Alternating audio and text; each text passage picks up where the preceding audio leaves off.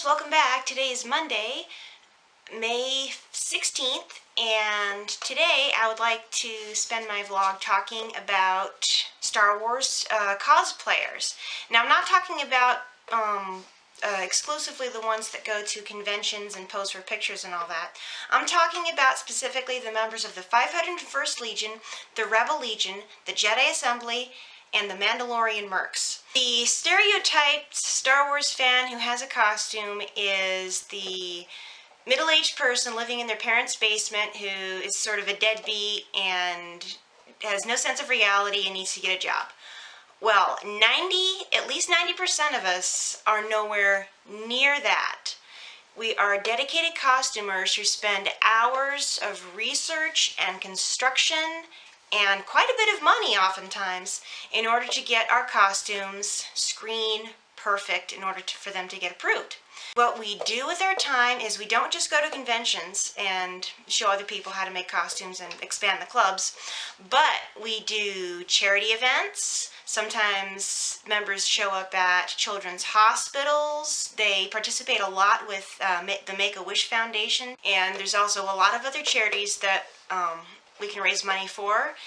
And like you've seen, we go to baseball games, anywhere that sometimes when they need atmosphere or just all kinds of stuff. Anything that people in costumes can show up to and give the place atmosphere and make people happy, we'll do it, especially if it's related to charity or something going on with kids, making kids happy. Now, being a costumer can be pretty expensive, especially for members of the Mandalorian Mercs and the 501st Legion. Their armor can cost upwards of several $1,000s. So back in 2007, when the Rose Parade announcer Bob Eubanks said, "These are guys who need to get a job," he had no idea what he was talking about. These guys have to be serious, completely dedicated in order to get this stuff right. And once you're in the costume, especially with a stormtrooper or Mandalorian, you put the helmet on, you can't see anything. I tried one of them on once, I couldn't even see my feet. And these guys are going up and down stairs, walking around. They are troopers in every sense of the word. Most of them are awesome, awesome guys, and it's an honor whenever I can put on my Jedi costume and troop with them. As far as groups that I'm a member of, I'm an official member of the Jedi Assembly. I've been a member of that since 2007. I submitted my first costume after Celebration 4 in Los Angeles. Those are some really, really nice people. A couple people, when I was at my first convention, took me under their wing, and they're just great. I love you guys. And the Rebel Legion, that's the other club I'm a member of, they're really, really awesome too.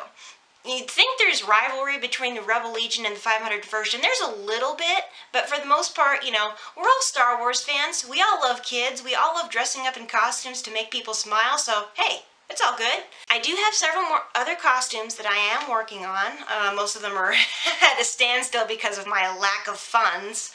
I am a broke Jedi as well as the Clumsy Jedi.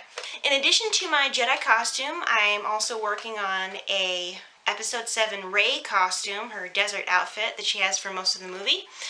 I don't want to try and make the staff because that looks ridiculous, but I do have some materials lists, and so many people told me at the baseball game that I looked like Rey that I really think I should do that. That's a costume I really want to make, and plus it'd be an excellent summer costume, so I wouldn't have to troop in a heavy Jedi costume all summer and just sweat. Another costume I want to make is an X-Wing pilot. I don't look good in orange, but I don't really care because I love X-Wings and I've always wanted to be a pilot. The main thing holding me back, again, is funds and time, but once I have that, I'm going to be getting the jumpsuit. The only thing I have right now is the materials for the straps and the life support hose. So, yeah, that one needs the most work. A costume that's fairly close to completion at this point is Briefing Room Leia from Episode 6. Everyone hears Episode 6 Leia and they immediately think of either the speeder bike costume or Slave Leia. This is neither of them. This is actually the speeder bike costume without the poncho and without the helmet. But same thing underneath. It's got blue pants, tan shirt, and tan, green, I don't know, some sort of military color vest. And I've got the list of costume requirements. I've got the material I think that would work to make the vest. I just need a pattern and the dye. I also need to dye the pants and sew on the yellow ribbon and get a pair of acceptable boots and something to go on my little wrist. Anyway, so if any of you guys want to be a member of any of these costuming groups, I'm going to put the links for the websites down below there. And if you guys would want to see me during the construction of some of these costumes, post a comment, send me a message, anything you like, and I will do my best to do that. Pretty soon, I'm thinking maybe in June, I'm going to be showing the construction of a Jedi costume for my nephew. Maybe sometime before then. But at any rate, that's all for today. Rogue One is, of course, coming up soon, and I can't wait for the full theatrical trailer for that one. You definitely see my reaction for that. And until next time, this is the Clumsy Jedi signing off. Bye, guys! So let's go to the movie. Cause it's almost the time. Join the dark side. May the Force be with you.